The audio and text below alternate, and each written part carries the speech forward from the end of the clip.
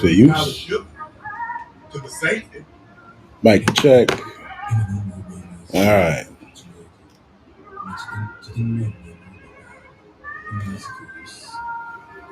A little peaceful stream. We're gonna see what's going on here. Shout out. Fair use. YouTube. So on and so forth. All right.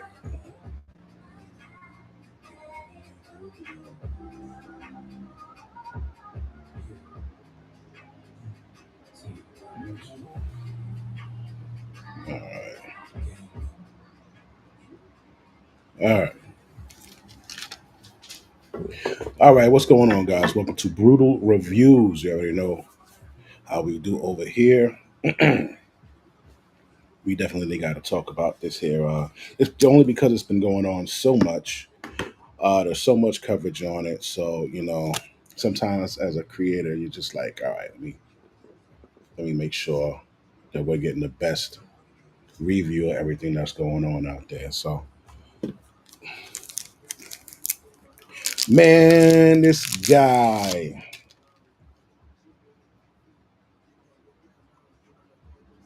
So we're talking about a Shador Sanders, Deion Sanders' son. Who's Deion Sanders? Deion Sanders is a guy who went to Colorado. Everybody was pissed when he went to Colorado. And he turned a school that was garbage into gold. Okay. Along with his coaching, he also brought um, his two sons, and he was lucky to come across this guy, Travis Hunter. So they turned this Colorado team into a great fucking team. He had something to work with there, right? The other offense players and shit like that, there was some discrepancies about the team or whatever, but they worked with it. They came out on top. So everyone's like, "What the hell's going on? This guy, Shador Sanders, he's supposed to be so great and all of this, but he came in 144. He was the 144th pick. So everybody's like, yo, how the fuck did that happen? Because this kid is supposed to be great. They forecasted him. They predicted him to come in first or second. Hold on, let me get some.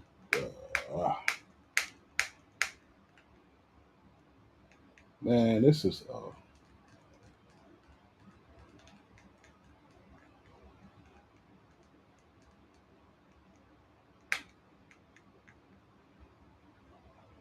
Sheesh. This fucking remote is trash, bro. All right, yeah. Anyway, all right. So this dude, Shador, great player. Like his pops. This guy is he's a great marketer as well. He has a brand as well. He saw what his dad did. He mimicked it, and like his dad, he's good at what he does, even when it comes to the ball. He's good at what he does. That's the thing about being arrogant. You can be arrogant as long as you can back it up. Okay, you can't be arrogant and then you're like you fucking suck. You can't do that. If you're arrogant and you can back that shit up, can't nobody say shit to you. So, what is the issue? Well, the issue seems to be that they don't really like how Shador was talking. Right? They'll do like interviews and they'll watch tapes and things like that to check out the person's um, to see if they're a fit for their organization. I guess, right?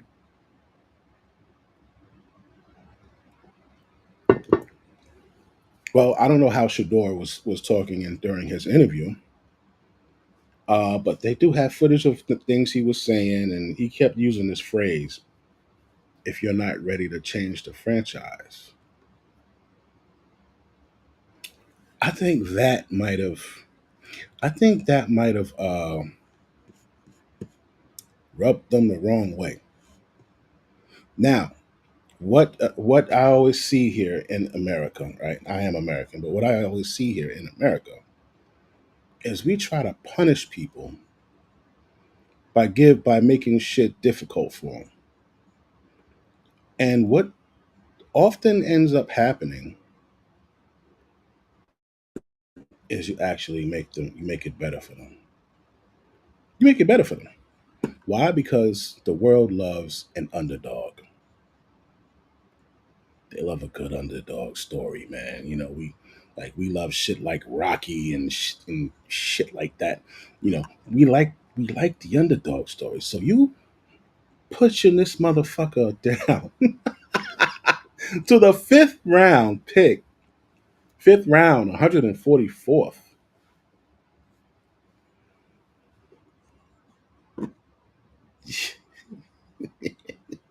I don't think that worked for you, man. You just gotta stop doing that shit, okay? You gotta stop doing that. It's stupid. It doesn't work. So look, all right, he lost money. That's the bottom line. The bottom line is money, right? So I had to go and look this up for you here. And for myself because I was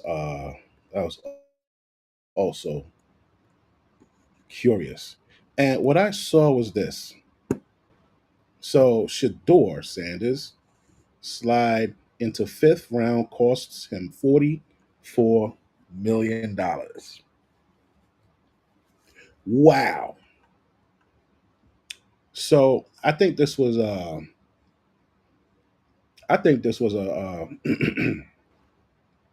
stiff arm. I think this was a stiff arm. Like, okay, listen, we're gonna let you in, but you know what? All of that shit you were saying, and you were talking about, do we know who your pops is, and all that shit. Like, I think, bro, they didn't like that shit. They didn't like that because your pops. Your pops rubbed motherfuckers the wrong way. He rubbed motherfuckers the wrong way because they couldn't touch it. Like I said, if you talk shit but you back it up, can't nobody say nothing. And Dion definitely is known for backing shit up. So we got this kid, you dropped him down. This shit is crazy. This is fucking nuts. And it was just so blatant, which is another thing. You guys must have really been angry. The NFL must have really been fucking. Oh, he was so angry. Yo, this kid is gonna skyrocket up because you put him so far down. You didn't even like if you wanted to get at him, what you should have did was pick him in the first round and let him hang himself. Nah, nah. You said fuck that nigga. Put him 144th.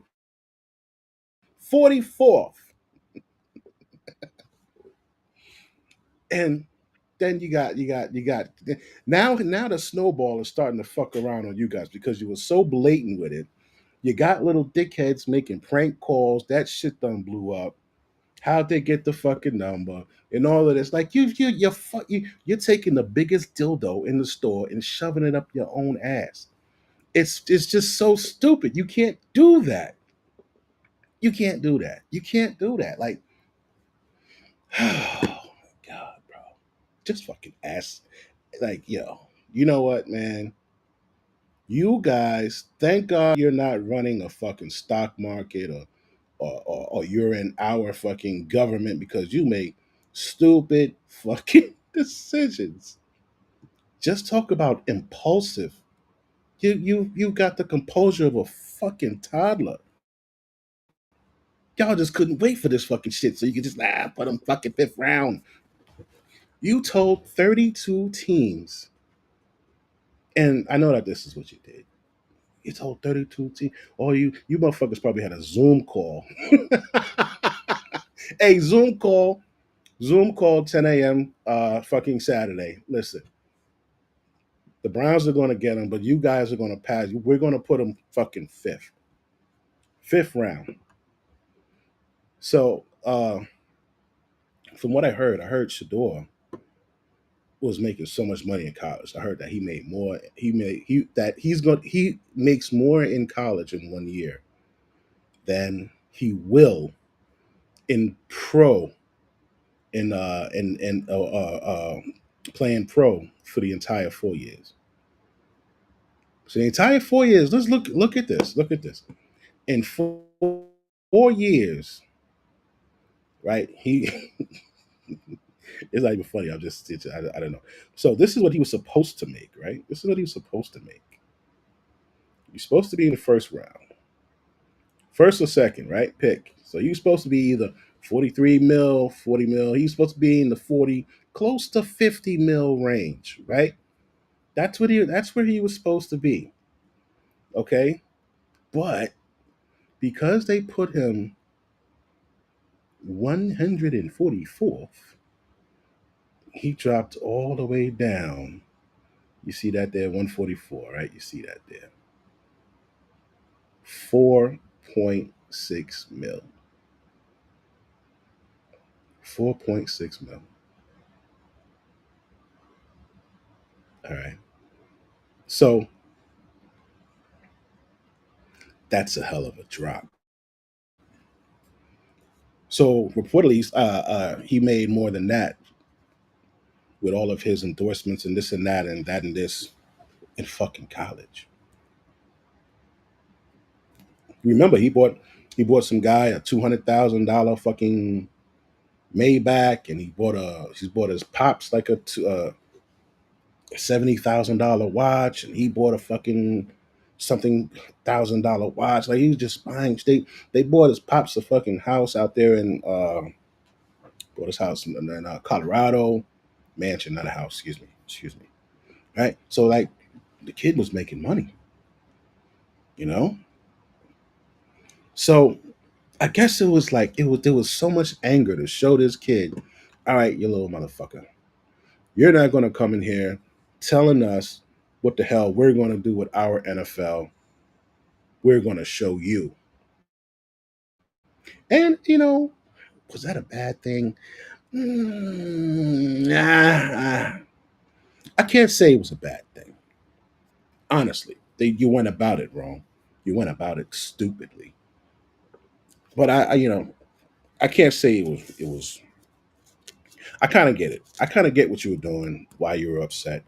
Because you've been doing this for fucking this long, and then here comes this fucking young buck, this rookie, this fucking new guy, coming up telling you all kind of shit. Oh, you're gonna change the fucking brand or whatever. You're gonna change this. Don't call me unless you're ready to change this. So you probably felt the way.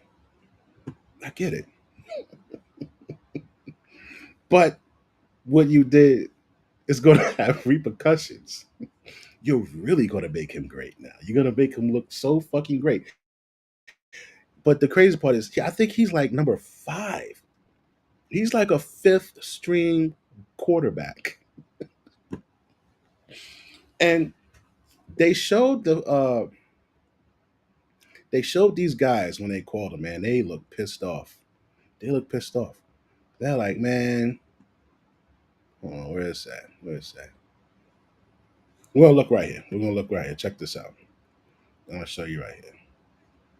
I'm gonna show you right here. Want to give props to this content creator. His name is Microphone. He's got 1.2 million subscribers. Uh, and he's knowledgeable. Me, I'm not too knowledgeable about this shit. I just watch, shit here and there. But, I like this topic. And then I saw what they were fucking doing to him, so I had to come talk on this shit. Check this out. You might be wondering why I think this is so strange. And well, if you take a look at Andrew Berry and Kevin Stefanski's reaction as the pick is being called, you can tell that these two individuals aren't necessarily high-fiving each other, celebrating the fact that they selected a player that was... They look pissed off, man. They look pissed ranked off. top each other. Look at this shit. They don't look too happy. Everybody in the back don't look happy either. Nah, they don't look too happy, man. So, so what are we doing here? They look really mad.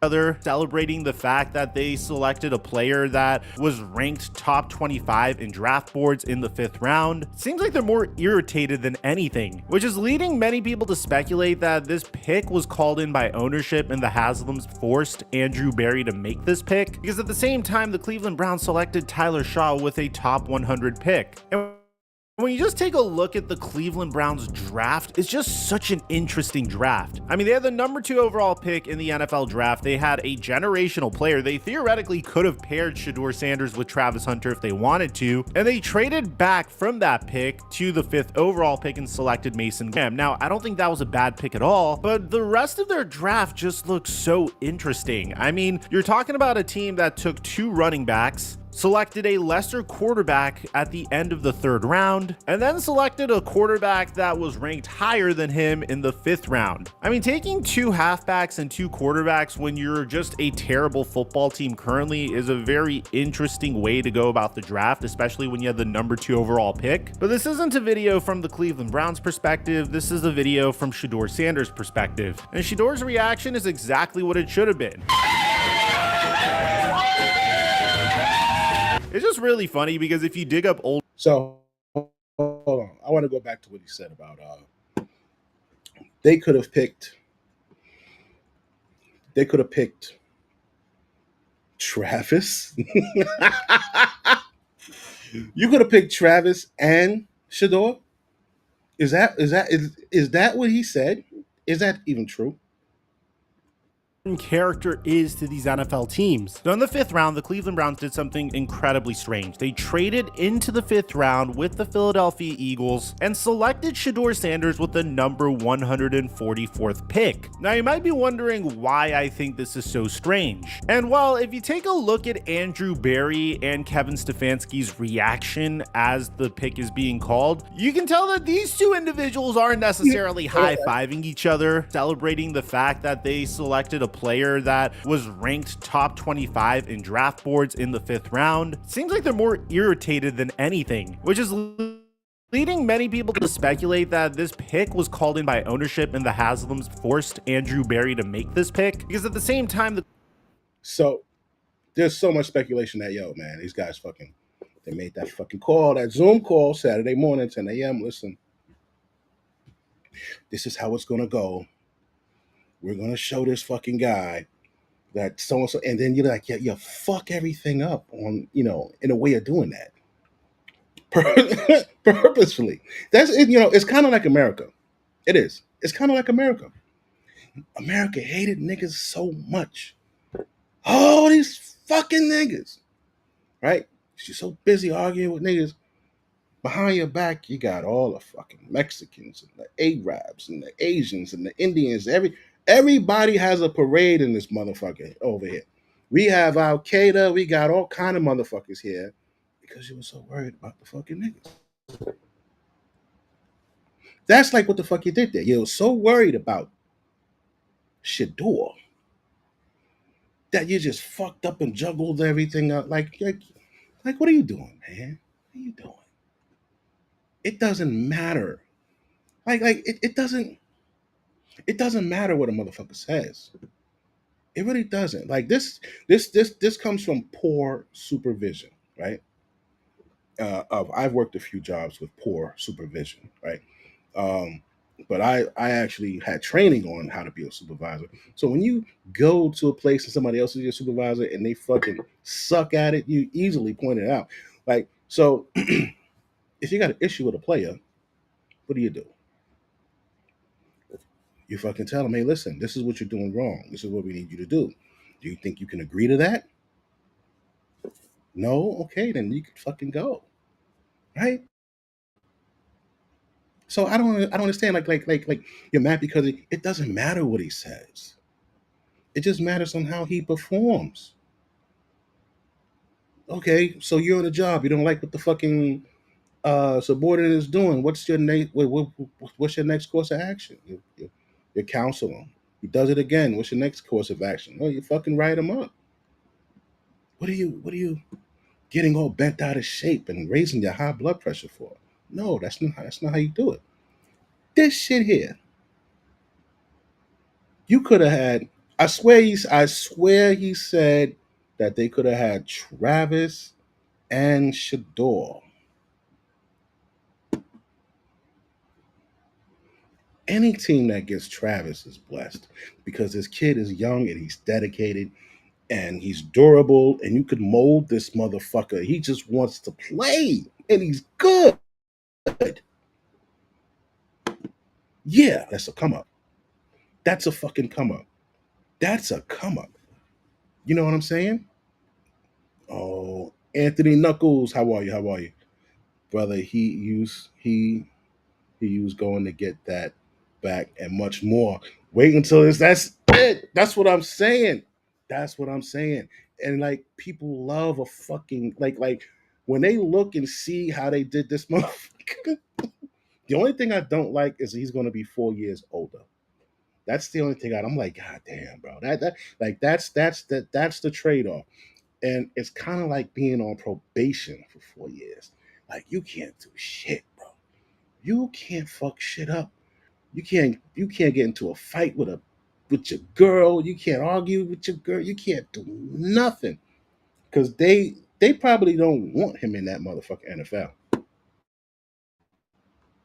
These motherfuckers were so mad for you to be so mad for 32 motherfuckers to skip me 4 times.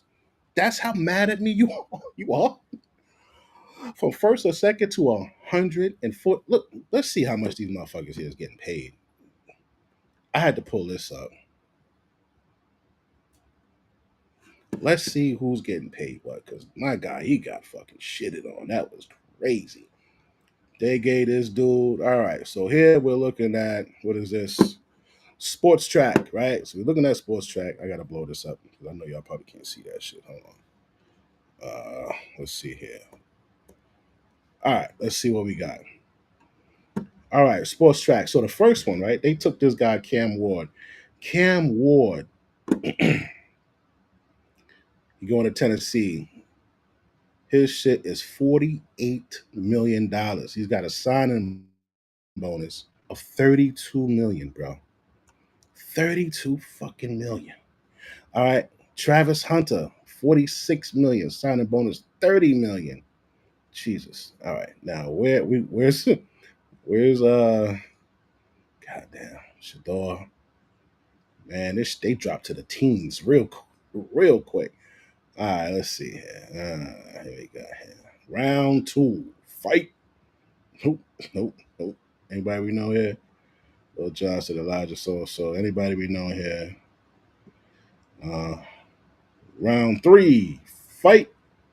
Nope, we don't know nobody here. Oh my god, I can't believe they put this motherfucker. Oh, they picked all these. Wow. Round four. All right, where's round five at, man? Round five. Where's he at? Where my man Shador at? Where's Shador? Why does shit take me back to two? Come on, man. 144th. 144th. Jesus. Right here. Shador Sanders from Colorado. $4.6 million. Signing bonus, 446,000. Jesus. And he's like a fifth string quarterback, man. Fifth fucking string. Let me see. And why I'm saying fifth string, because upon listening to this guy, he actually said the quarterbacks that were ahead of him. The Cleveland Browns selected Tyler Shaw with a top 100 pick. And when you just take a look at the Cleveland Browns draft, it's just such an interesting draft. I mean, they had the number 2 overall pick in the NFL draft. They had a generational player. They theoretically could have paired Shador with Hunter if they wanted. That's fucking crazy. You could have did that. Why didn't you do that? Why didn't you do that?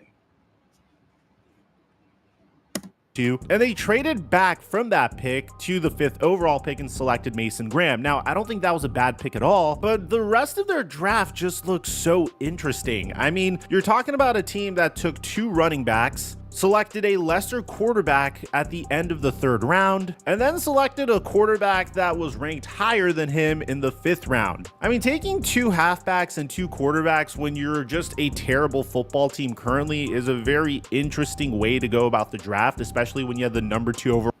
I think they had to do that, B. I think the motherfucker made that call and said, we're not going to put him on any good team.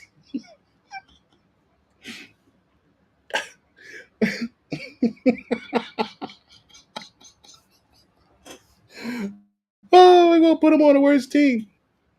Imagine, theoretically, just hypothetically speaking, imagine if he took them to the fucking Super Bowl. Oh, that shit would be fucking classic. Oh my God. Imagine, because he took that Colorado team, man. They did their thing with that Colorado team. Imagine if this motherfucker took them to the Super Bowl. Overall pick. But this isn't a video from the Cleveland Browns perspective, this is a video from Shedeur Sanders' perspective. And Shedeur's reaction is exactly what it should have been. It's just really funny because if you dig up old receipts, Coach Prime once said that if a player had to go to Cleveland, he would pull an Eli, which is the 2nd time in this video we're referencing Coach Prime saying that he'd refuse specific teams. But from Shedeur Sanders' perspective, this is probably the best situation he could have gone in the 5th round, considering the fact that no team is selecting a 5th round QB with the intention of making him their full-time starter. And in the case of the Cleveland Browns, their quarterback situation is the biggest question mark. I mean, Shedeur's probably walking into the QB room looking like this. Deshaun Watson is out this season with an Achilles tear. Then you have Joe Flacco, who, to quote Deion Sanders, is as old as he is. Then you have Kenny Pickett, who's a journeyman quarterback. Dillon Gabriel, who's about to turn 26 years old and was drafted this year. And then you have Shedeur Sanders. And it gets even crazier when you consider the fact that the Cleveland Browns are only going to keep 3 QBs. You can assume that Joe Flacco is going to stay on the roster. Deshaun Watson isn't going to be on the 53-man roster, which leaves 2 spots in 3 quarterbacks, which means out of Kenny Pickett, Dillon Gabriel, and Shedeur Sanders, one of those They're going to kick that motherfucker off the team.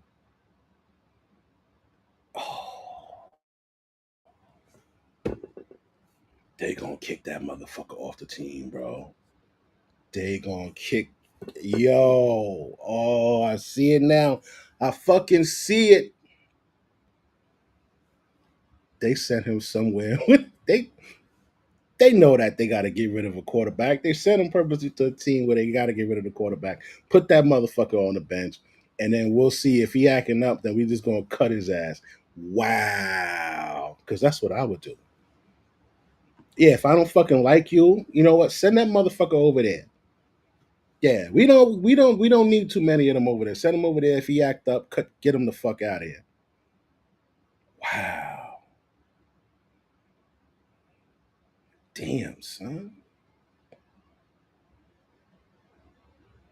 Holy shit, bro. Players is going to get cut. And when you consider the fact that Shedeur is a 5th round pick, then he's currently the most likely candidate to potentially get cut. At the enemy spotted.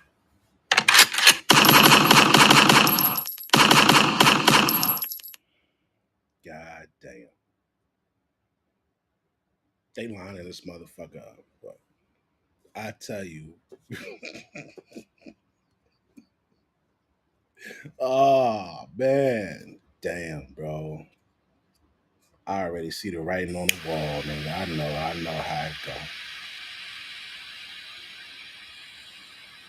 I see the writing on the motherfucking wall. Ah. Shit. At the same time, you can make an argument that this is the best situation for Shedeur to go into because he'll have an opportunity to compete, to be the starter of the Cleveland Browns this year. And if I'm Shedeur Sanders, I would lock in as much as I can, because this is definitely giving the energy of a team that is constantly going to be shifting quarterbacks throughout the season. I don't think this is just a QB competition that's going to occur in the preseason. I think this is one of those situations where they're going to start a QB for the first 4 to 5 weeks of the season. Once that quarterback starts to struggle, fans are going to be clamoring for another QB, and especially when you have Shedeur Sanders on the team, this created a bit of a distraction for the Cleveland Browns. I mean, imagine when Tyler Shaw finally gets his opportunity to start for the Cleveland Browns this year, if Kenny Pickett falls below expectations, or once Joe Flacco has one of his infamous 4 interception games, and this rookie QB struggles throughout the first couple of games. Meanwhile, you're seeing fans clamoring for the Browns to put Shedeur Sanders in. If Shedeur can lock in and make the most of his opportunity, then he could potentially save his NFL career, but the situation is going to be very interesting to monitor for the rest of the season. Probably my favorite part about Shedeur Sanders finally getting drafted is Mel Kiper's reaction. Cleveland Browns get a guy who should have been, in my opinion, a first-round pick, a high first-round pick. Let me know in the comment section down below, what do you guys think about the Shedeur Sanders situation?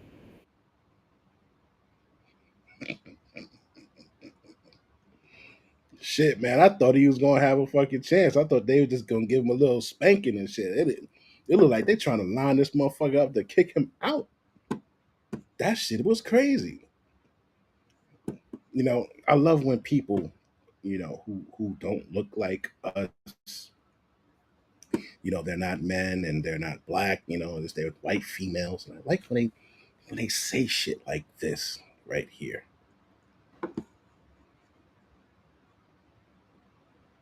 Sanders wasn't Deion's son, he would have been drafted. If Shedeur Sanders wasn't Deion's son, he would have been drafted in the top 10.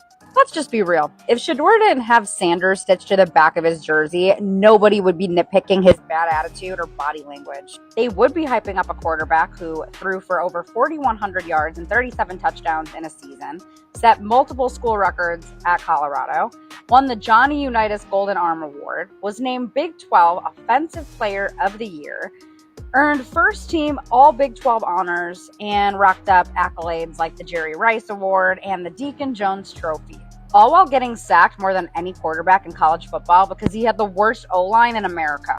But somehow the conversation became more about his vibe and less about his game. You would think he had legal issues or something to fall out of the first round. But instead, we're talking about his attitude? If Shedeur Sanders... That's right, ma'am. I think you're on to something.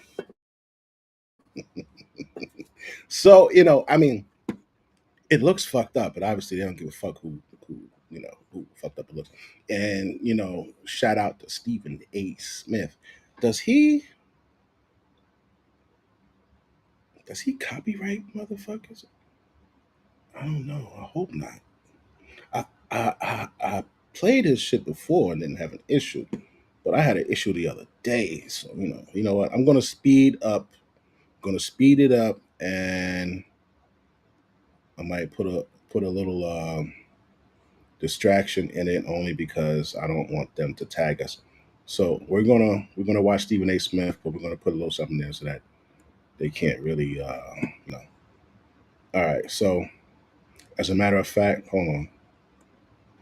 This is what we'll do.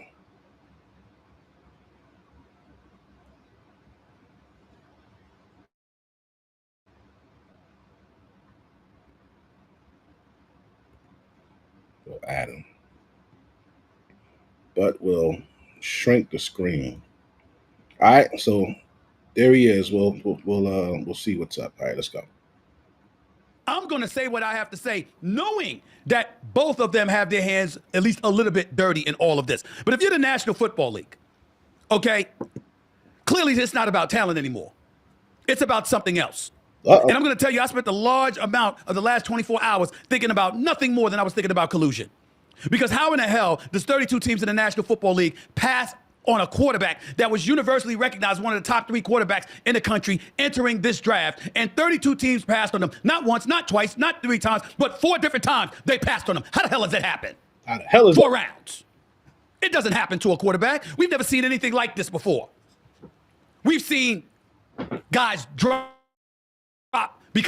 of injuries. We've seen guys drop because of off-field issues, but we've never seen a quarterback projected to be a top 20 pick, universally recognized one of the top 3 quarterbacks in the draft, projected to be a first rounder, in all likelihood, a safe bet of a late first rounder, and drop literally to the 5th round. We haven't seen anything like that. And when you're talking about the owners, I'm going to keep in mind, and I tweeted about this, seems very Kaepernick-like, as in Colin Kaepernick. Now, I've said on many occasions the man brought it on himself because once he was exiled from the sport because of taking a knee during the national anthem and you just irritating all the quote-unquote patriots out there as American citizens, I said, you know something? He didn't violate any bylaws. He didn't violate any laws. He didn't interfere with what transpired. Once kickoff time arrived, people are tripping. But still in all, he had an opportunity to get back in the NFL. All he had to do was show up to that workout that the league had organized at the Atlanta Falcons practice facility, but he didn't show up to that. And as a result, 2 hours beforehand, had everybody trying to come to a high school football field 120 minutes away, 2 hours away. So guess what? You did that to yourself. That was not Shedeur Sanders. Shedeur Sanders with the watch. Shedeur Sanders with his bravado. Shedeur Sanders with this supposed arrogance or whatever. He still balled. He still threw for over 4,100 yards. Still threw for 37 touchdowns. Still threw for just 10 interceptions. Still proved himself to be one of the better quarterbacks in football. Tremendous paws, pocket presence, accuracy, throwing the damn football. Didn't have great wheels. Doesn't have great athleticism, but the brother can play. I certainly never heard of no damn Dylan Gabriel. Who? Or Tyler Shock. What the hell is that? I didn't hear about them. MadeUpMonkeyShit.com. MadeUpMonkeyShit.com.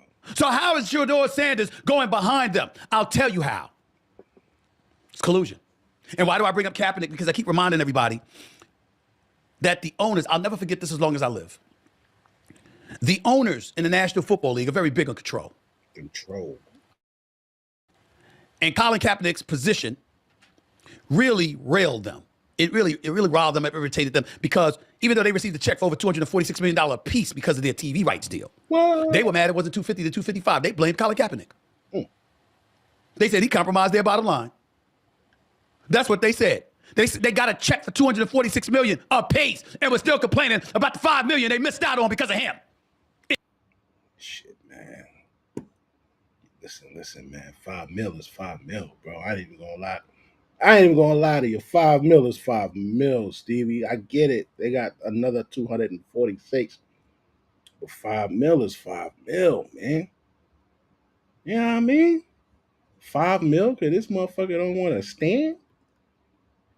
The nerve of this nigga.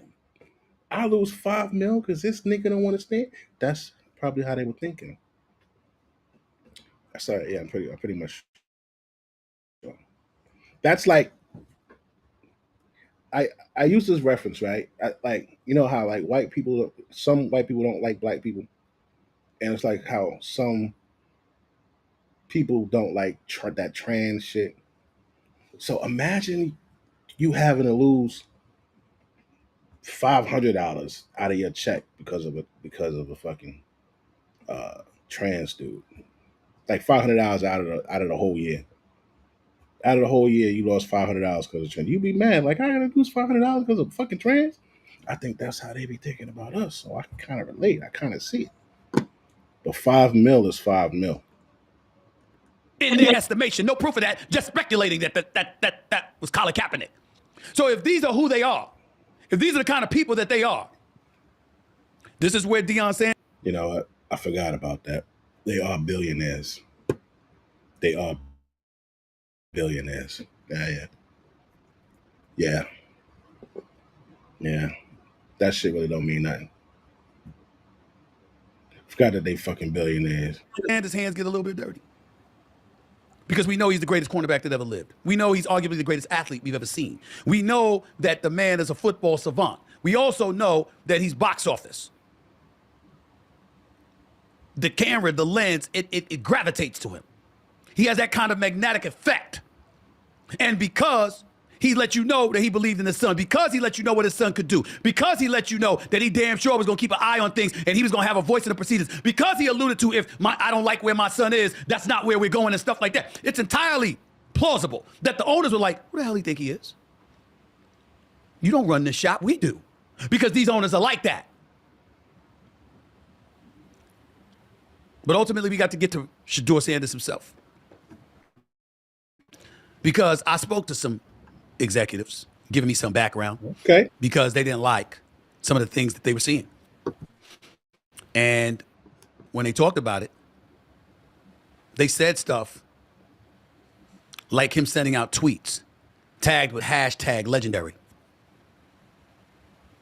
They talked about him appearing to have more of an interest in his own brand and that he thinks about that more than he thinks about the team or the league.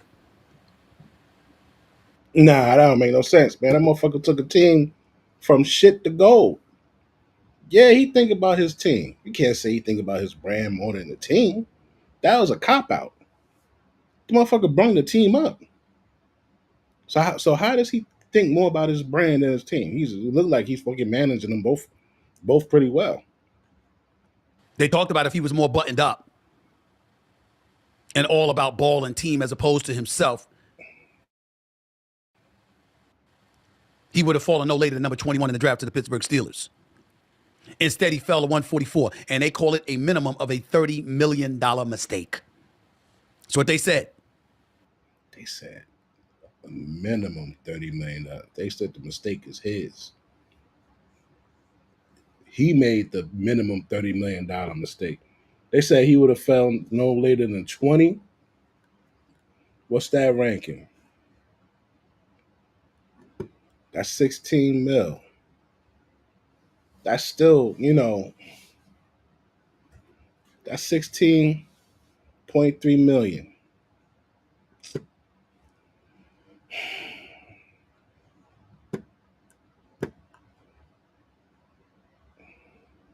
Is Travis a $40 million player? Yeah. I would spend I definitely would spend 40 on that nigga. At this age? Yeah. How does Travis and I know they played different positions. But shit, man, you had the chance to have Travis and fucking Shador? Come on, man. You niggas is crazy. Where the shit we out there go? They also pointed out how it was the perfect year to come out in the quarterback class because it's the lightest, weakest quarterback class in a long time. So a late 1 pick could easily turn into a top 10 because of position and need. But that didn't happen with him because of his bravado, his brand, his swagger, etc. Now you have people talking about how he possibly should just sue the NCAA to get his eligibility back, possibly pay Ryan Day or somebody so he could throw the ball to Smith for 1 year and then re-enter the NFL draft, rather. I don't know what the possibilities or likelihood of that happening, but basically between primetime Deion Sanders' natural bravado, coupled with that of his son, they say that the whole interview process wasn't that impressive when he showed up at the NFL scouting combine and refused to work out. That hurt him. The interview process while he was there hurt him. All right, man. Hold on. They said that shit.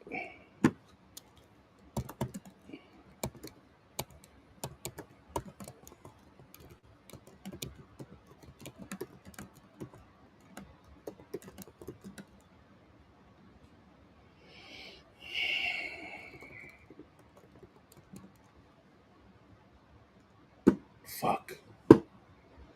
Shador Sanders chose not to participate in the on-field workouts at the NFL scouting combine in Indianapolis.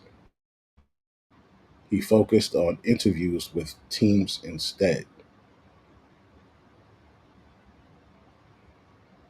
He did, however, participate in pro day workouts at Colorado where he threw the ball for scouts.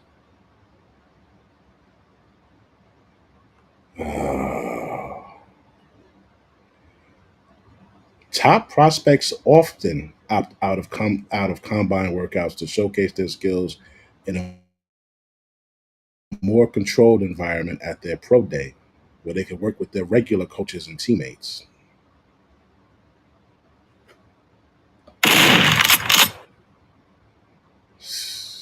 You know, that's what the fuck they do, man. They that's what they do. They'll fucking say you refuse to do something, or they'll and it's something that everybody fucking does.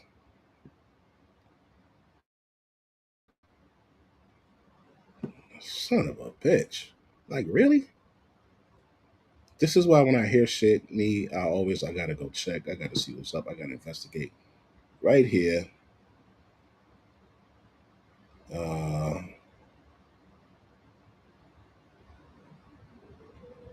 what the fuck?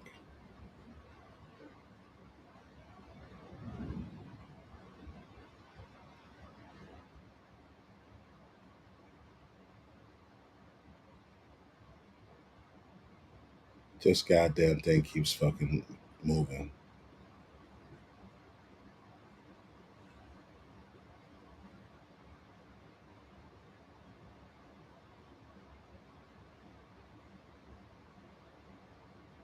Colorado will not. Okay, okay.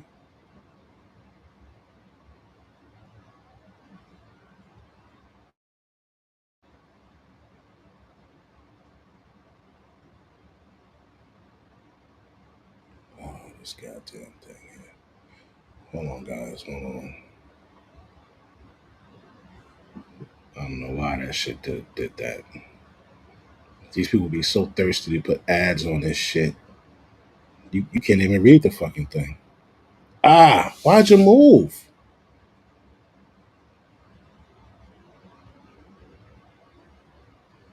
All right, here we go.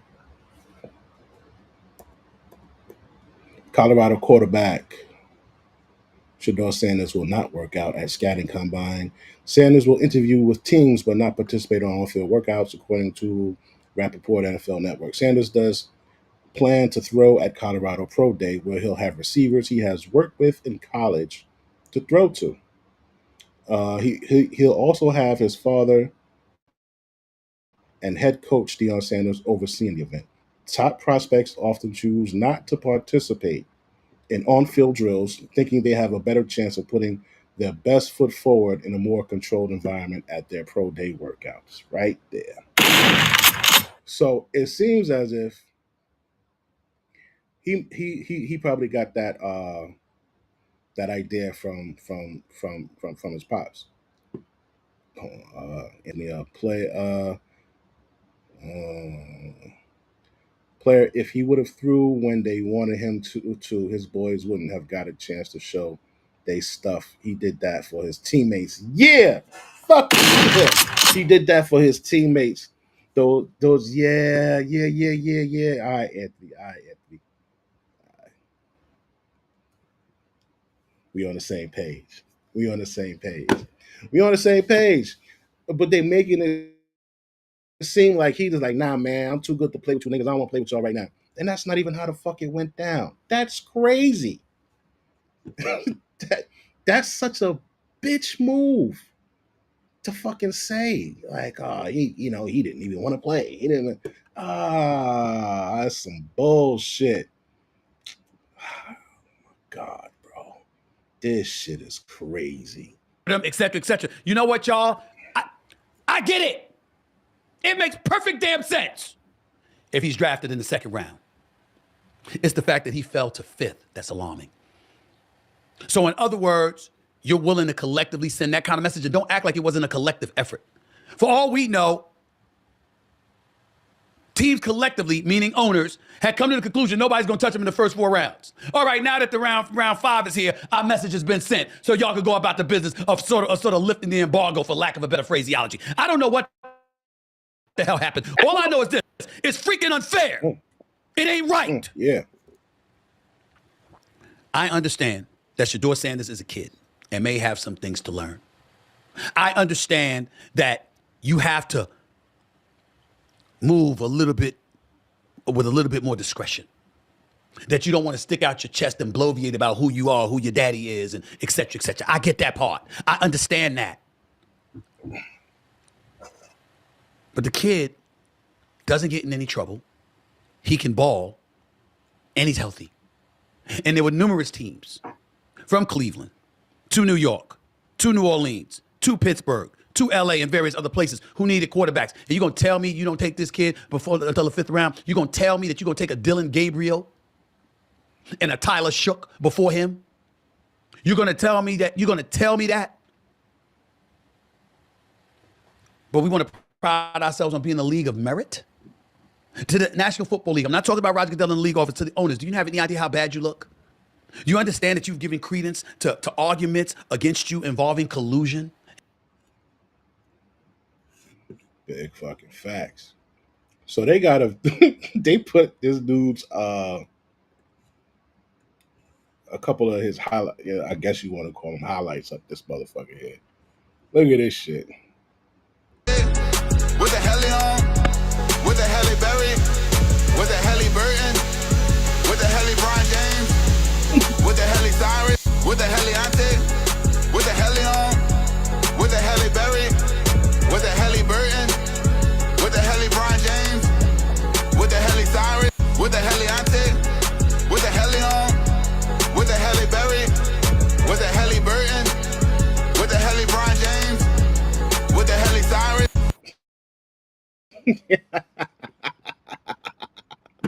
He's like, what the hell, Barry? Oh yeah, that's what the fuck you talking about. So that's the motherfucker they chose over fucking Shador. And stuff like that, more so than ever before. Do you realize what you've done? Because his talent is not a fifth round talent. There's absolutely positively no excuse for waiting until the fifth round to take a quarterback who can play better than most quarterbacks available in the draft with the number of teams needing a quarterback. Y'all did this. And I just think it's sad that it happened. Shiloh and Shador were dancing after he got picked by the Browns. That was a good video to see. Go to Twitter to check out their draft celebration dance. All of that's good. And I'm glad that it hasn't shattered his spirits. And to be quite honest with you, Shador Sanders should be able to go into Cleveland. I mean, there's Joe Flacco there and Kenny Pickett. I think that's a job you could potentially win. But my Lord, for him to have to go through that is so wrong. And I know it's not just the owners, it's team executives, and they're micromanaging every little thing and looking at your attitude. It can't be about you. It can't be about team. How about it being about production? How about that? How about it being about a brother that knows he can play, that knows he comes from a pristine pedigree? And me personally, no matter what folks want to say about Shador Sanders, you're hearing noise about him having taken out some loan, assuming he was going to be drafted in the first round and anticipating and already counting his money and stuff like that. I'm not judging this kid like that. I don't know if that's true or not, first of all. And secondly, even if it was, so what? He's a kid. He's a young adult. Chill out. What really bothers me is that I think a lot of this was because of Deion Sanders. I think a lot of this was about a message to his father. I think a lot of this was about, hey, you'll never run this. This is us. We ain't even hire you as a coach in the National Football League. What makes you think you'll have that kind of say? Oh, by the way, we draft your son, and then all of a sudden, we're going to hear noise turning around on how you want to coach the team eventually. We don't need that kind of problem. Yeah, that's one of the things that people can point to. Let me tell y'all what I think the other is. A complete and utter lack of appreciation for what primetime Deion Sanders has done for the game of football. Primetime Deion Sanders had more swag, more bravado than anybody you could ever imagine. What else he do? All the brother did was go out there and perform at a very, very elite level, bring pizzazz and sizzle to your product, helping it grow into this multi-billion-dollar brand. Has a great relationship with the commissioner, has a great relationship with a bevy of players and coaches in the National Football League, knows the sport backwards and forwards. And because of his swag and his bravado or whatever, y'all gonna turn against him. How about y'all should have drafted Shador Sanders earlier because of that alone? I'm not talking about at the expense of his skill. I know he's got to have skill. That's not what I mean. I'm saying rather than look at all of those things as a negative, how about looking at it as a positive? You got a primetime Deion Sanders. His son is going to be motivated to perform at a higher level. He is all about performing at a higher level. He would be in his son's ear, imploring him to listen to his coaches, imploring him to play better, imploring him to be dedicated and focused and on point. Did you ever think about that? Of course not. Because, ladies and gentlemen, as times change, they remain the same. Young kid, privileged to be raised by a father who's universally recognized as one of the greatest athletes the world has ever seen, and a champion, by the way. He's still black. We don't like his brashness. We don't like his absence of humility. We got to teach him a lesson because we got to make sure he understands under all circumstances, we still run this. We're the bosses. And we can put our foot on your neck any damn time we want to. Yeah, he ain't lying about that. That's what they did. That's what happened to Shedeur Sanders and Deion Sanders over the last few days, spanning 5 rounds and 143 picks. That's what happened. It was a check hook. Stay in your lane. Know your position. This is the National Football League. You ain't running a damn thing this way. You will be humble. You will conduct yourself with humility. Nothing is given to you. Everything is earned. And even then, we'll decide whether we want to give it to you or not. That's how they treated Shedeur Sanders. And I find it very, very difficult to believe that the people who would do that would feel the need to have the energy to do this to a kid straight out of college. That kind of energy, that kind of message, that insatiable appetite to send and cement that kind of imprint on this young man has to be, at least to some degree, about his father. And let me tell y'all something about Deion Sanders real quick. He is confident as hell, supremely so. There's very little you could tell him because the brother is smart, he's studied, he's learned, and he's sincere with what comes out of his mouth. But I'm gonna tell y'all something about Deion Sanders real quick. Who? Shedeur? He'll be 25, 26 by the time the year starts.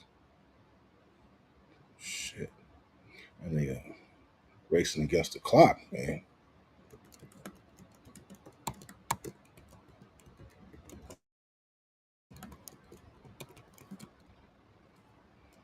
Okay, yeah. So he 23 now. So by the time at the end of the 4 years, he'll be 20, 26, 26-ish, 27-ish. So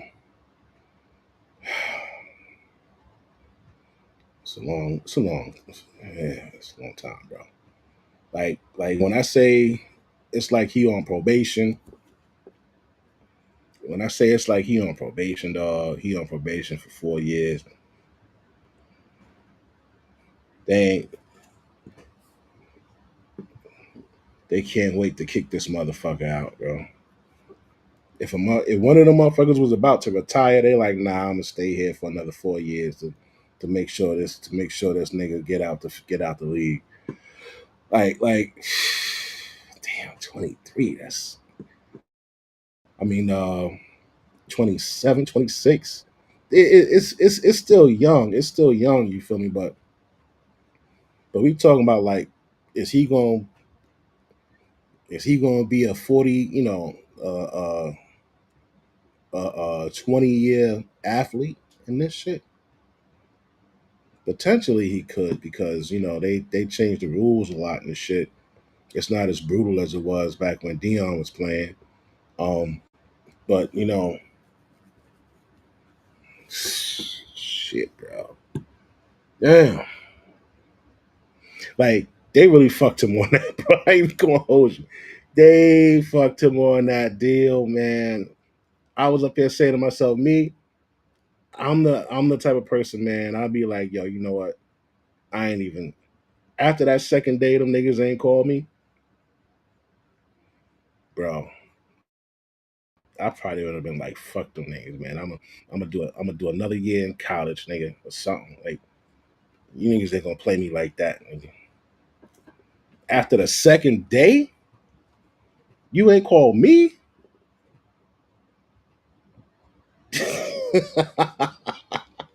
They called this nigga on the third day. Like, all right, man, yeah. And then they had some little, where these motherfuckers at?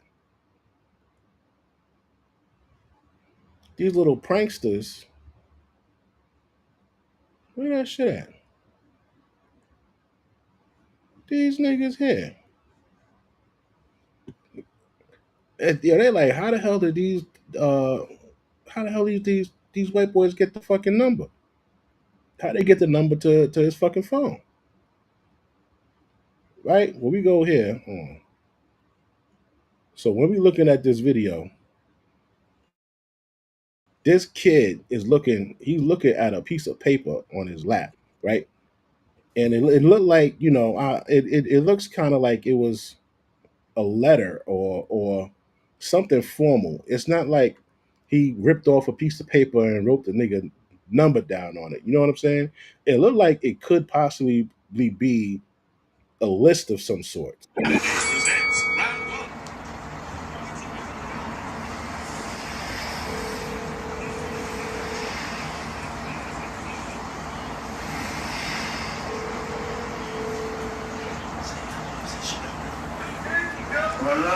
Hey, is this Shadur? Hey, this is Mickey Loomis here, the GM of the New Orleans Saints. How you doing? This is Mickey Loomis here, GM of the Saints. How you doing? Good, how are you, man? Good, been waiting on you. Yeah, we have. It's been a long wait, man. We're gonna take you with our next pick right here, man. It's ain't gonna be nothing there. Hey, but you're gonna have to wait a little bit longer, man. Sorry about that. So dude got an Ole Miss college sweatshirt on. This looks like it could be a dorm room. And also, I want you to notice when you get down here, you're going to see a leg. It's a brother who was filming this shit.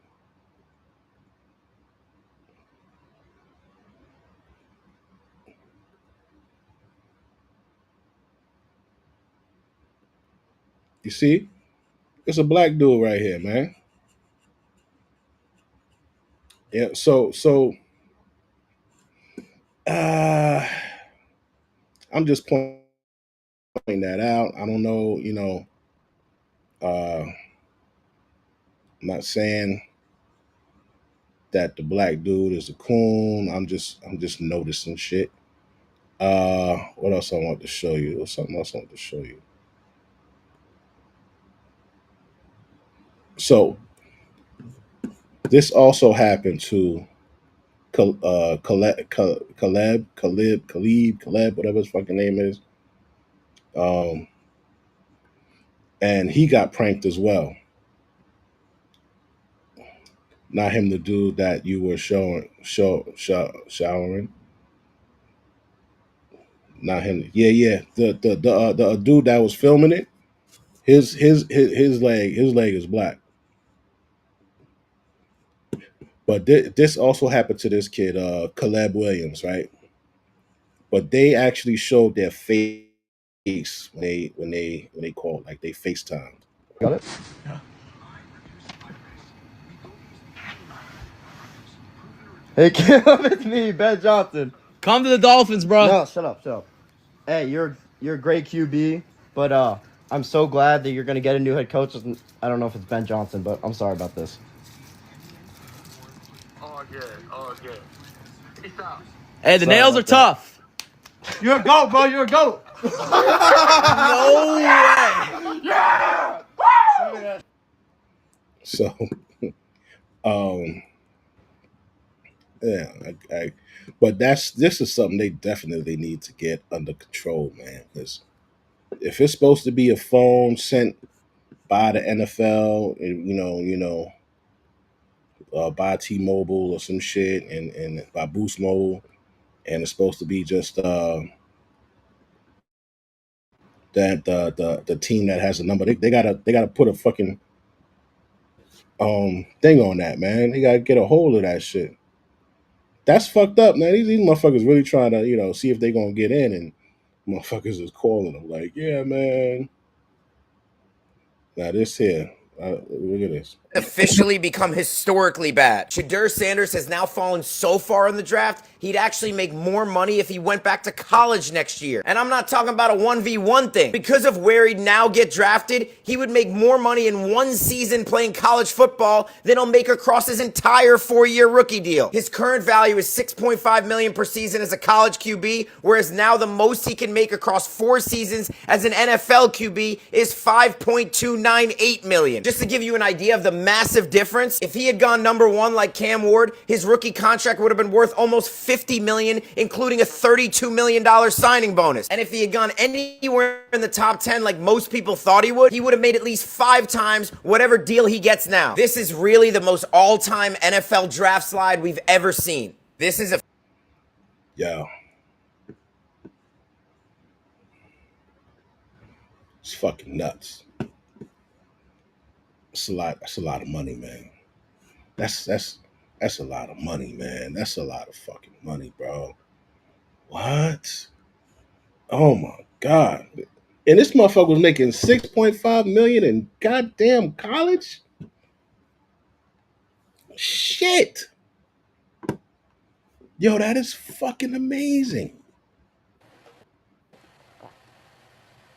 For the moment, I don't give a damn about his greatness as a player. I want to tell you about him as a man.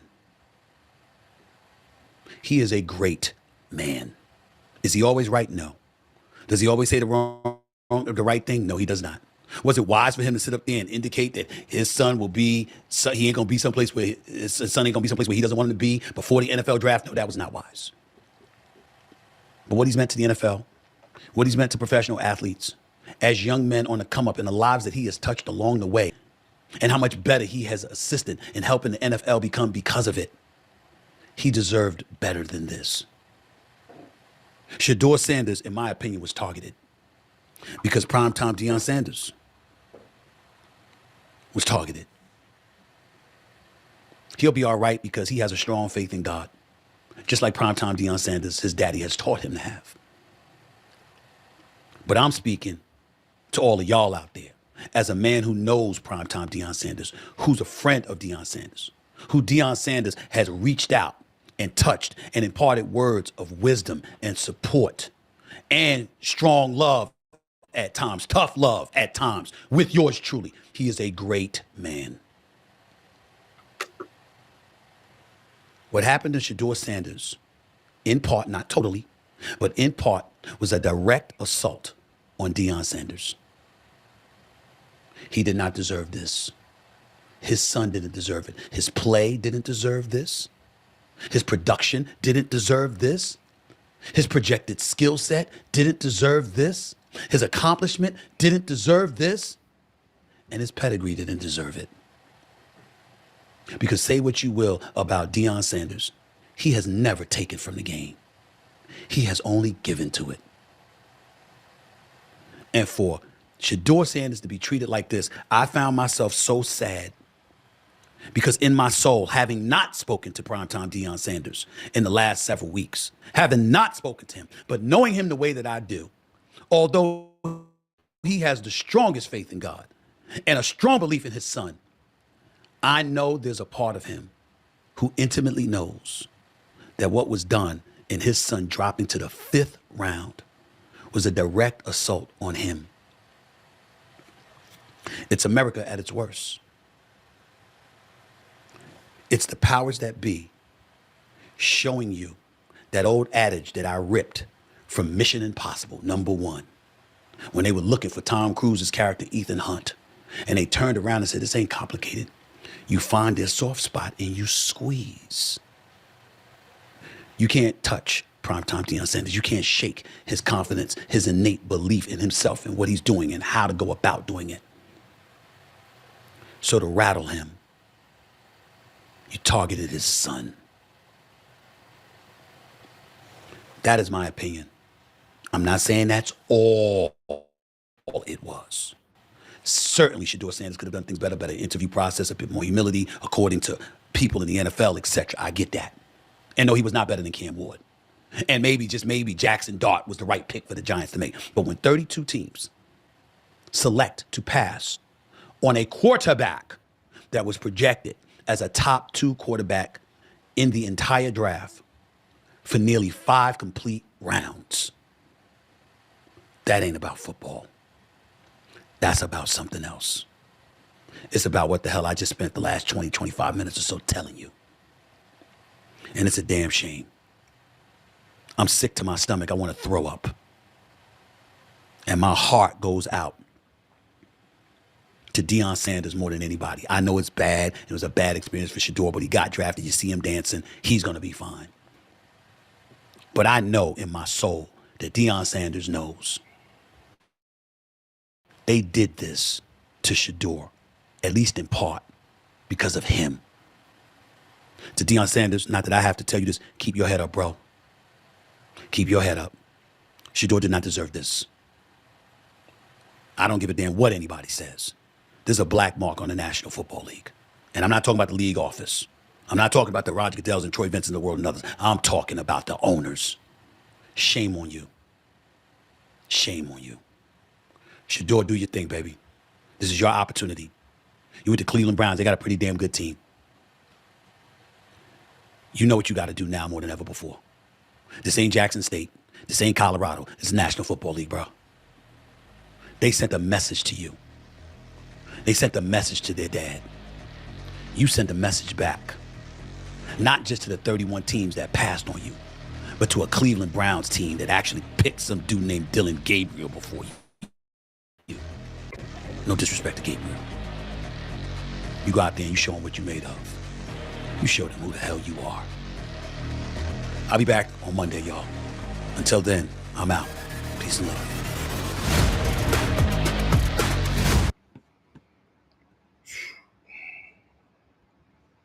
Shout out to Stephen A. Great video, insightful. Another dude. Shout out to my man. Shout out to Unk. Shout out to fucking Shannon Sharp. Shannon Sharp. A lot of dudes be taking a lot of flack. Some of it is self-inflicted. That shit definitely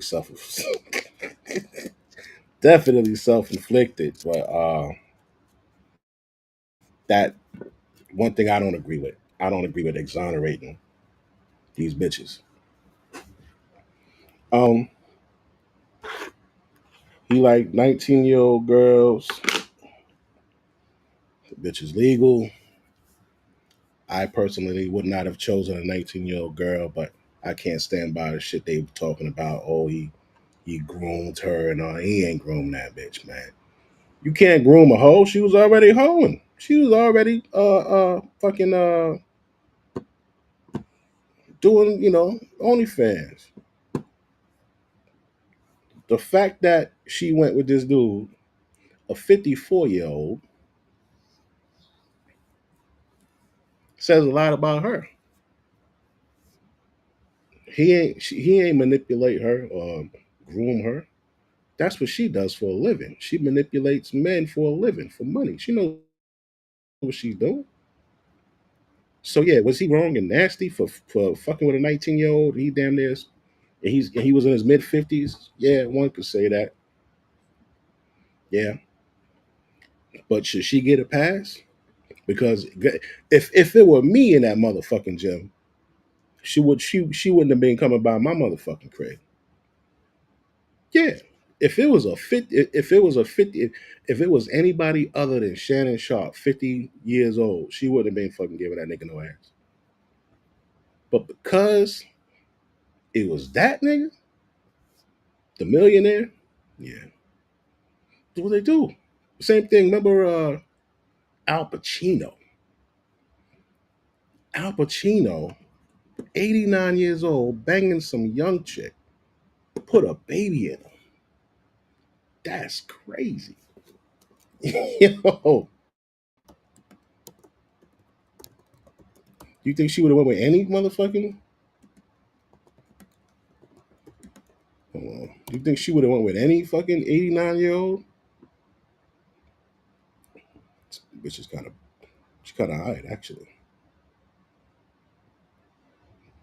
Nigga, look at this shit here. This is some nasty shit.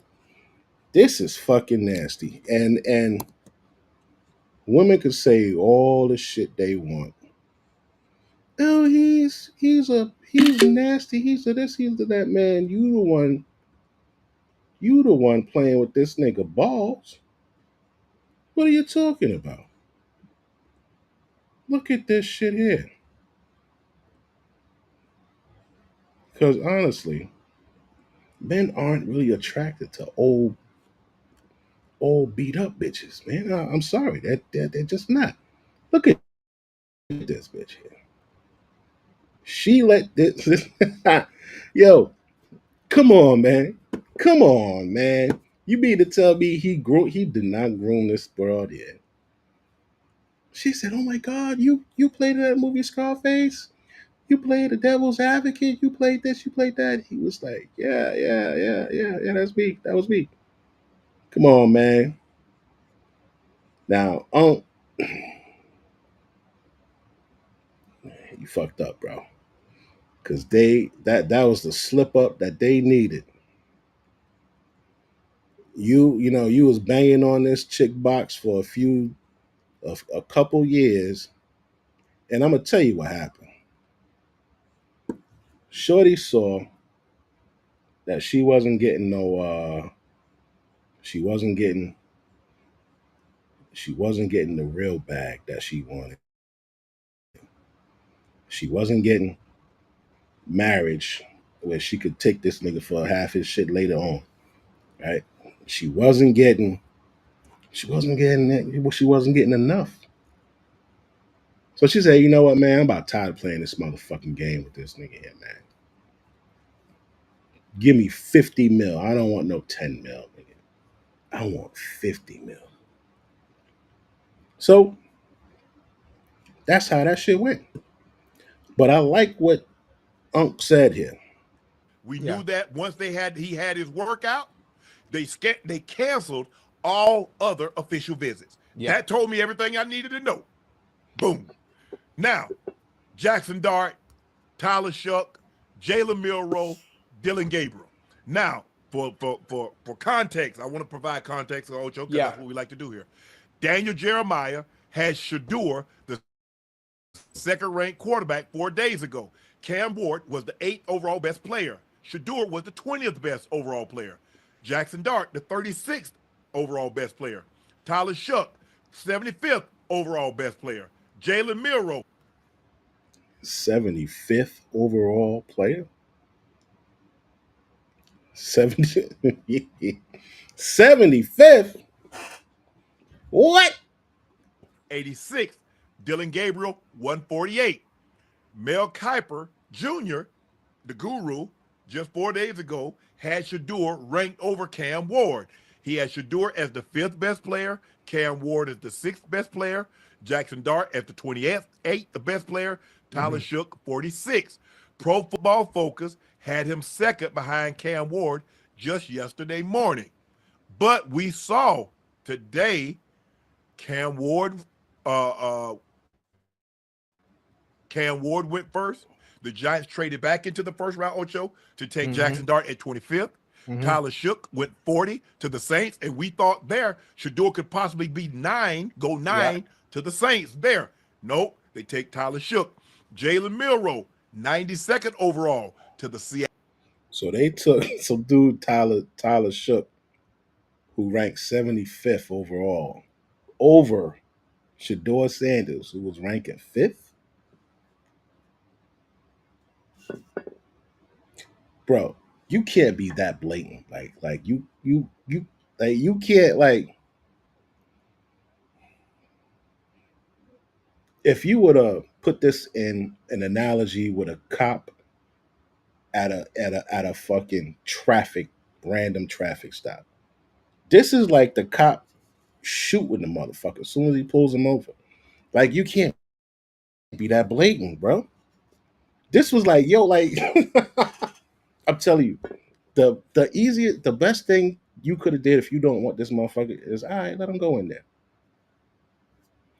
And then just tear him down over everything he did wrong. He's gonna make mistakes. It's just about how many chances you're gonna give him. You know, but to say, you know what, we gonna we gonna make this motherfucker wait 3 days. We're gonna put him from first to second all the way to fucking 144th. I didn't even know they had 144 fucking picks. What? 144. That shit go down like 180 or some shit like that. So, and those motherfuckers,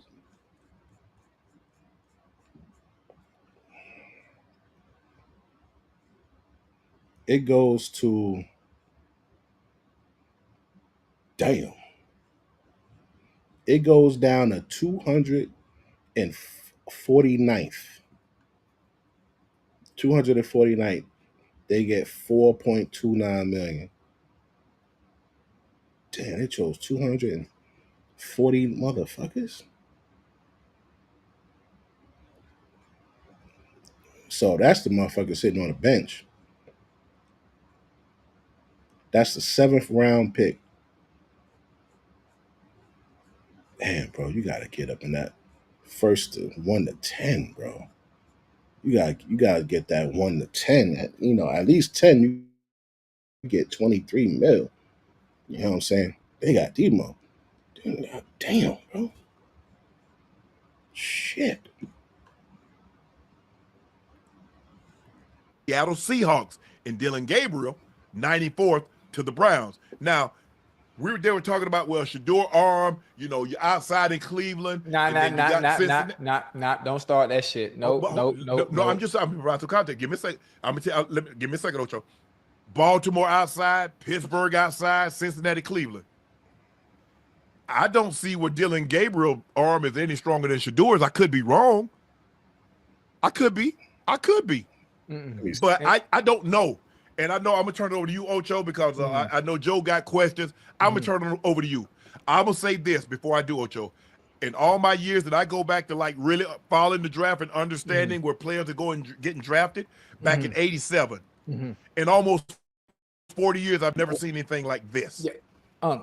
I've never seen nothing like this myself. Obviously, I know I only played a short time, but I've been around long enough to know. Obviously, the 11, 12 years I did play, and all the time I've been retired and enjoying the game and watching it from afar and understanding how good players are, regardless of what scouts may say.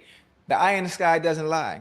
I watched Shador play from high school to college at Jackson State to what he was able to do at Colorado. I want everybody to understand that you're never bigger than the program.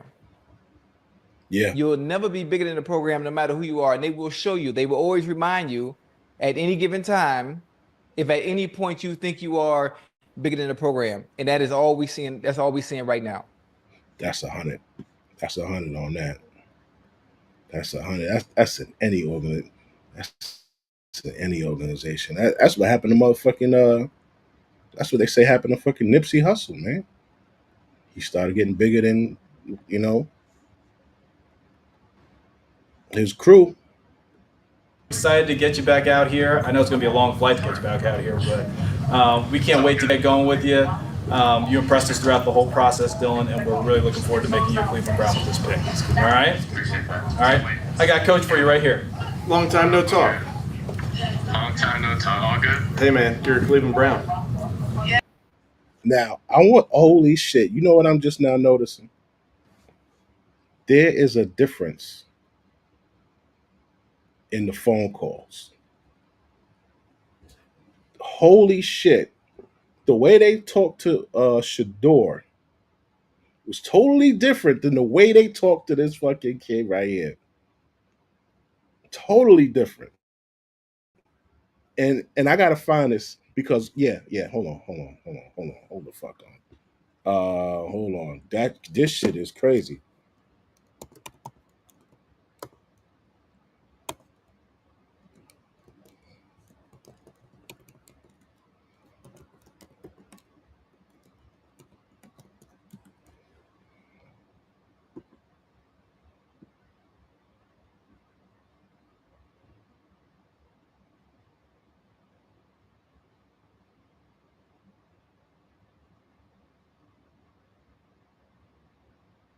Not the prank call, the real call.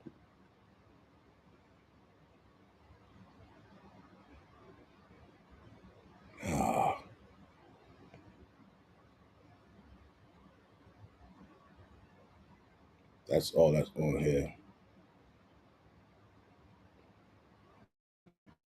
Shiloh signed to the Buccaneers.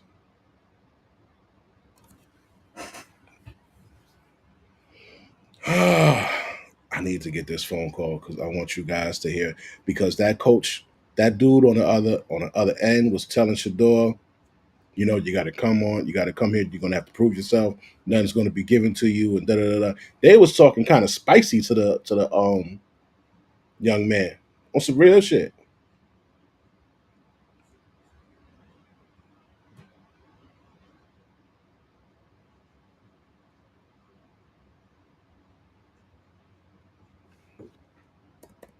He was talking kind of spicy, like yeah, they was.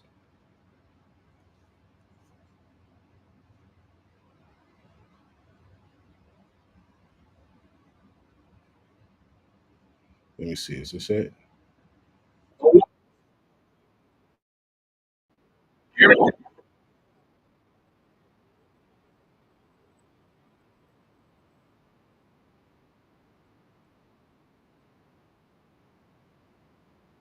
This is it right here.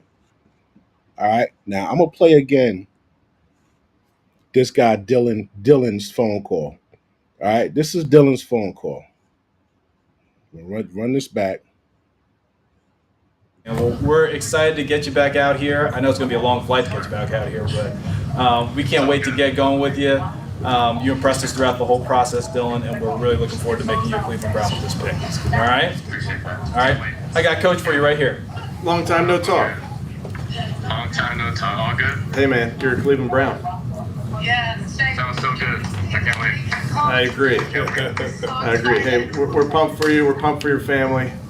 Give your mom a hug for me, okay? Thank you, Coach. We love you. Love you guys. Hey, congratulations. We're gonna get to work a little bit, okay? But congratulations. I'm gonna turn you over to Tommy here in a second, Coach Reese. What's up, man? Duck. How you feeling? So good. Yeah? So good. That's great, man. We're so happy to have you. It's gonna be a lot of fun. Yeah, well, we obviously did put all the work in for a reason. We were hoping this moment was going to come, but we're fired up for it. We put all this work in, motherfucker. We put all this work in for a reason. We're hyped to have you, right? I stopped it there. We're going to go listen to the phone call that Shador got, right?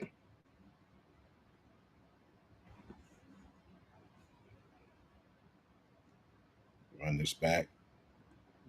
This is Shador's call. Hello? The person you're trying to reach is not available. At the tone. Yeah, I can hear you. When you have finished, I know it's been a long season. We're going to take you off the board here, all right, brother? Yes, sir. Let's do it. Hey, listen, you got to come in, you got to work hard, you got to earn your job, earn your team. And it doesn't matter if you're taking it back. My son's gonna... He's got a long time to be a kid. Let's get ready to go to work and improve all things we'll pass on the phone. Yes, sir. Thank you. All right, I got Coach here. What's up, Coach? Good to see you, man. Yes, sir. I'm excited to see you. Remember I told you the Lord works in mysterious ways, right? No, for sure. It's an opportunity. We're going to get to work together, okay, buddy? Yes, sir. Love. Congratulations. I'm going to pass you on to... Listen, thank you. Thank you. Thank you. You know what that means? Thank you. Thank you. What does that mean? Yeah, congrats. I get one of those chains, though. Of course. Hello? All right. Now, when the first guy, you know, he's immediately like, "Yo, man, you're gonna fucking work hard. You're gonna do it." It just seems like The person you're trying to reach is not available. At the tone. Yeah, I can hear you. When you have finished, I know it's been a long season. We're going to take you off the board here, all right, brother? Yes, sir. Let's do it. Hey, listen, you got to come in, you got to work hard, you got to earn your job, earn your team. you gotta come in, you gotta work hard, you gotta earn your keep, so and so, right?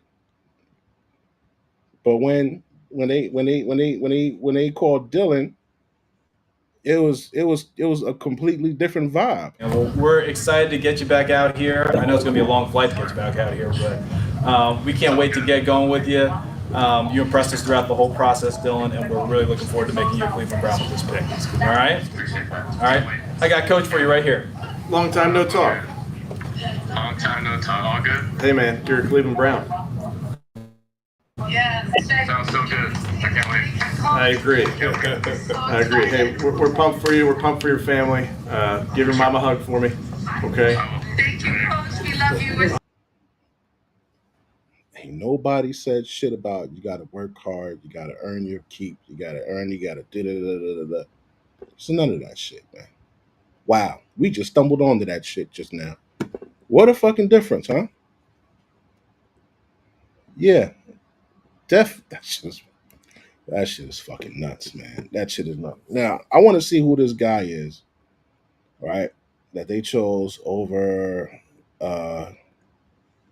Shador. Let's see what this dude made of here. See what we got.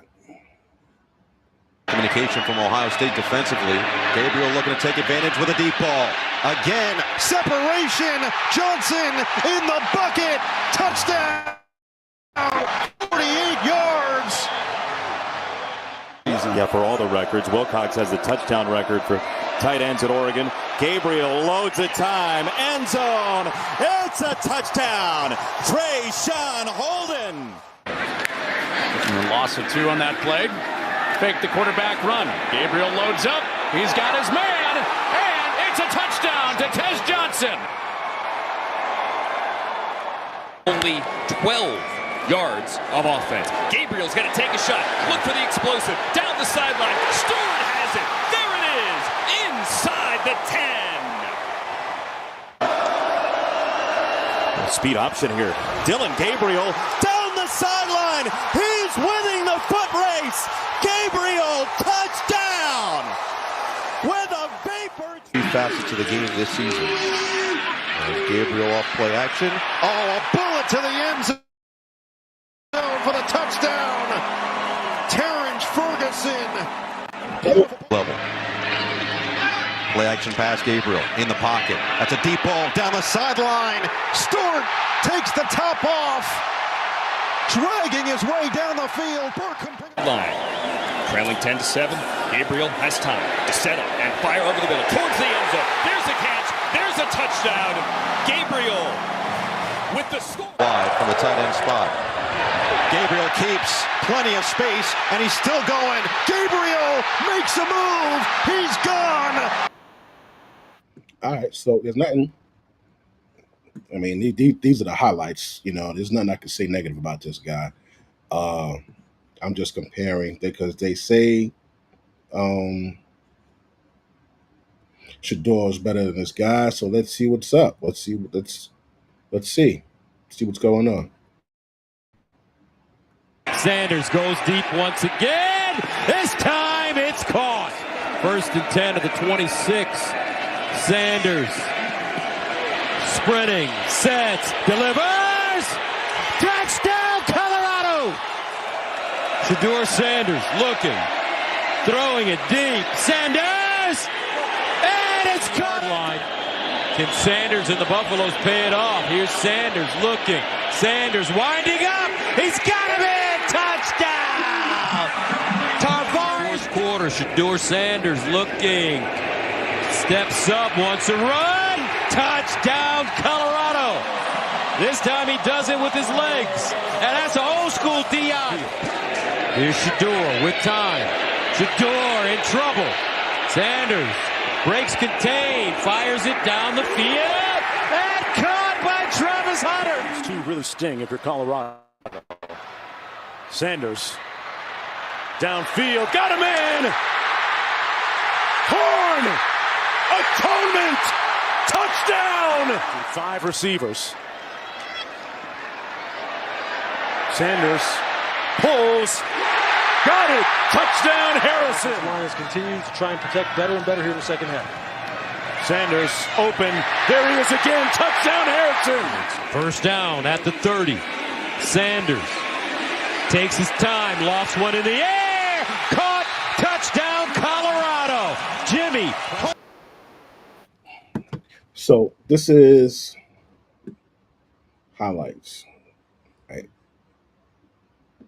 So everybody's going to look good on the highlights, right? So now what does it boil down to? It boils down to accomplishments. What is who has more accolades? These are highlights. So let's see what's up.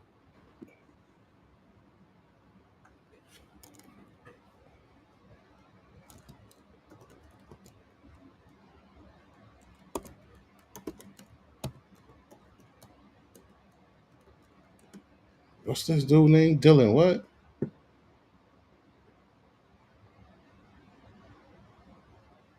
Dylan Gabriel. All right.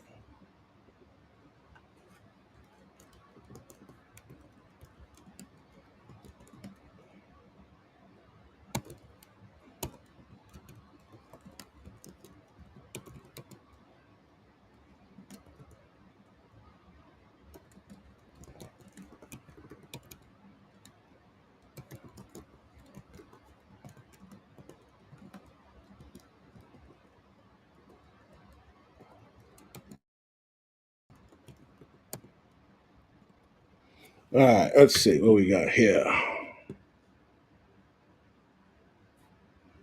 All right. Dylan Gabriel, Shador Sanders both had standout college careers, each excelling in different areas. Here's a detailed comparison of their statistics. All right. Response two says Dylan Gabriel, Shador Sanders are both standout quarterbacks who entered 2025 draft, each bringing impressive college careers to the table.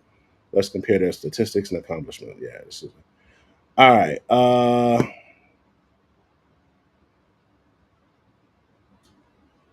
right. So Dylan Gabriel, college career played, passing yards, 18,722, second all time. Let's see.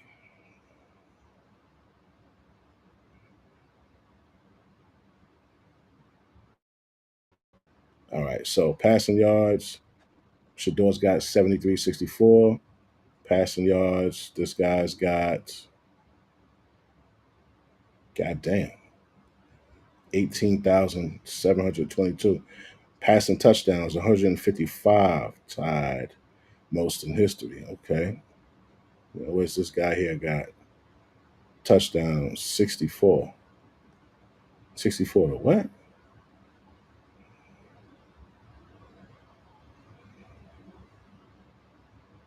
64 to 150. God damn.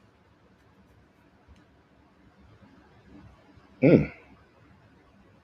All right, rushing. Let's go to rushing yards. No. Let's go to total touchdowns responsible for. He's responsible for 190, and Shador is responsible for 64. Completion percentage, 64. What the fuck? 64.5. Completion percentage, and we're gonna go down to with Shador. Completion percentage. All right, so Shador's got a higher completion percentage. 2024 season highlights. 4134 passing yards. Uh, hmm, they don't got him with that.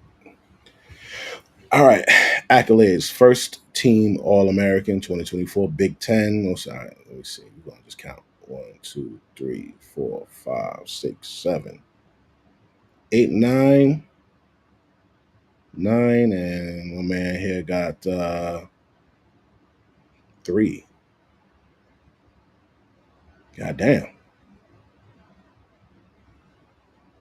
Okay, yeah. All right, so this is the one. Comparison summary right here. Dylan Gabriel right here and Shador right here. All right, so he beat him in the passing yards, as we see. He beat him in the passing touchdowns, as we see. Didn't beat him in the completion. Um, let's see here. Major awards. Multiple conference honors, All-American, Golden Arm Award, Big 12, Offensive POI, third round draft, 94th overall, fifth round draft, 144th overall. Analysis. Dylan Gabriel demonstrated exceptional consistency and durability across multiple programs, culminating in record setting career statistics. His experience and versatility contributed to a higher draft selection. Shador showcased remarkable efficiency and leadership, particularly during his tenure at Colorado. His record breaking completion percentage accolades highlight his precision and poise under pressure. Both quarterbacks now join the Cleveland Browns, adding depth and completion to the team's quarterback roster.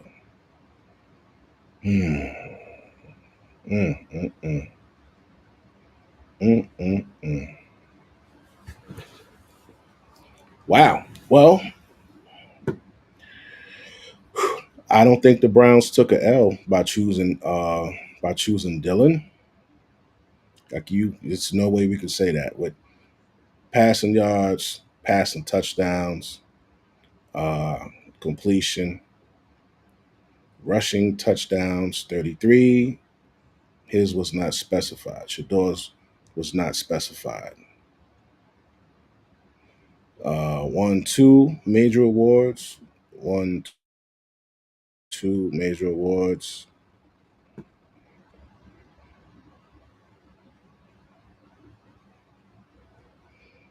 Mm. Wow. So how do we feel? How do we feel about that? How do we feel about that?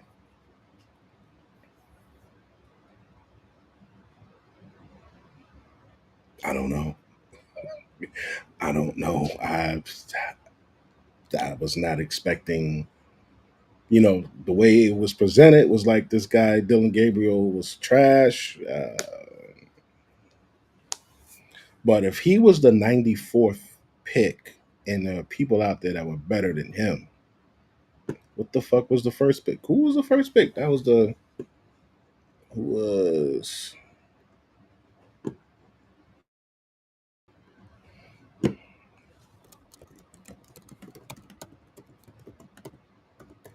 first round.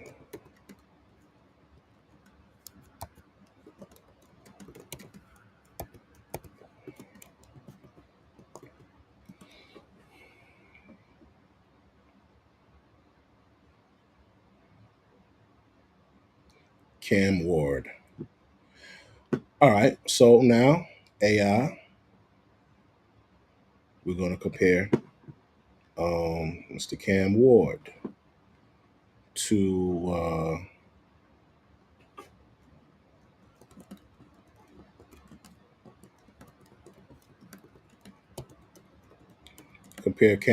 to Dylan Gabriel.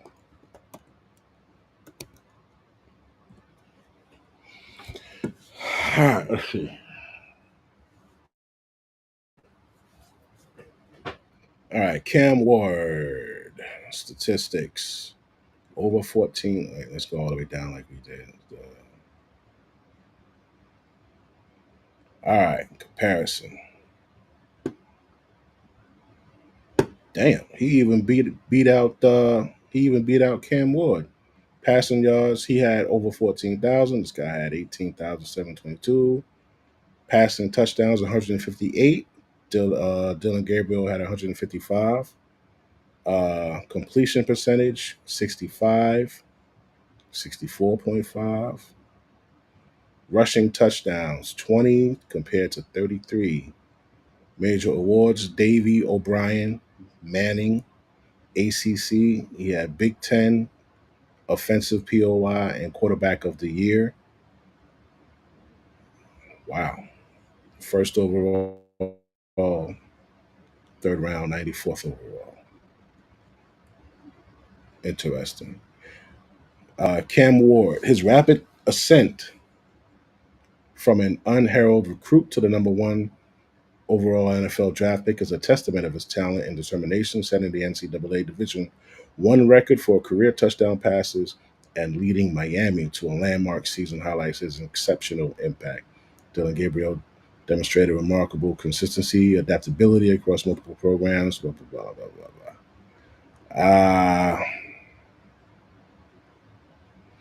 Let me ask AI this.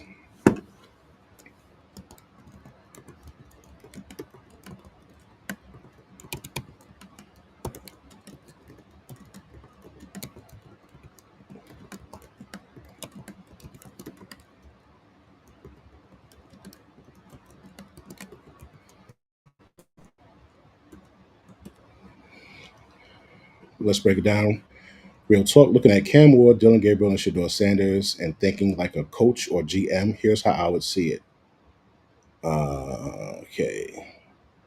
Player Cam Ward, cannon arm mobility, elite stats, FBS plus FCS, experience leadership in Miami. Concerns, sometimes forces throws, adjusting to NFL defense could take time. Dylan Ward, ultra productive, durable, mobile experience in multiple systems. Ceiling might be a little lower. Size is average. Shador, all right. Poise, elite accuracy, super smart with the ball, quick release. Played behind a bad O line at Colorado. Held on to ball too long sometimes. Limited deep mobility.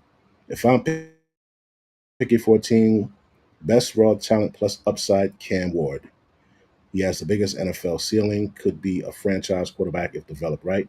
Most ready to start right away, Dylan Gabriel. He's consistent, battle tested, and could step into a stable offense and run it efficiently. Best accuracy and calm under pressure, Shador Sanders.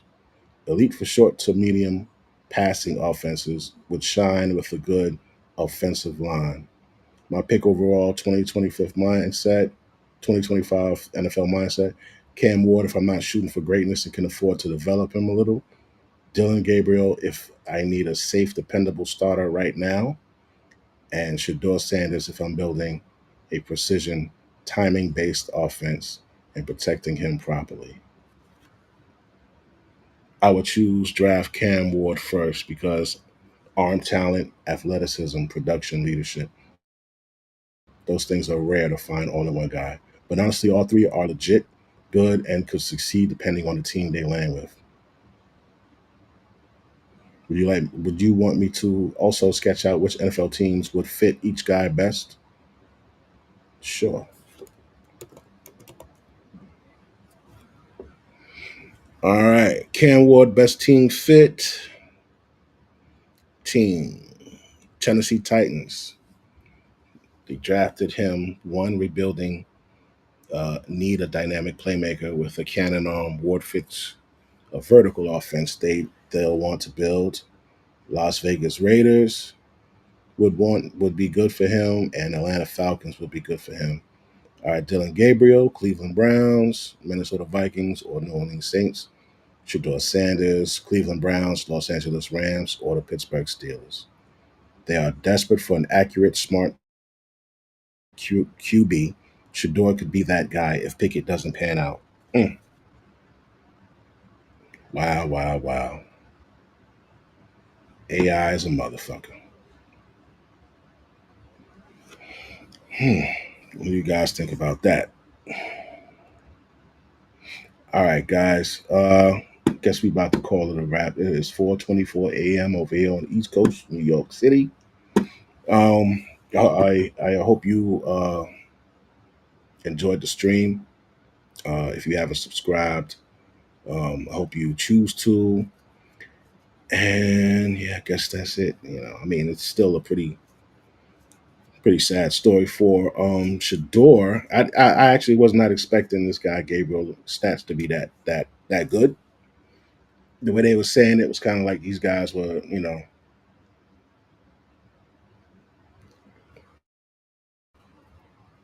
pieces of shit, but they're not. All right, so all right, man. Yo, be safe, be smart. I will holler at you guys tomorrow night. All right, peace.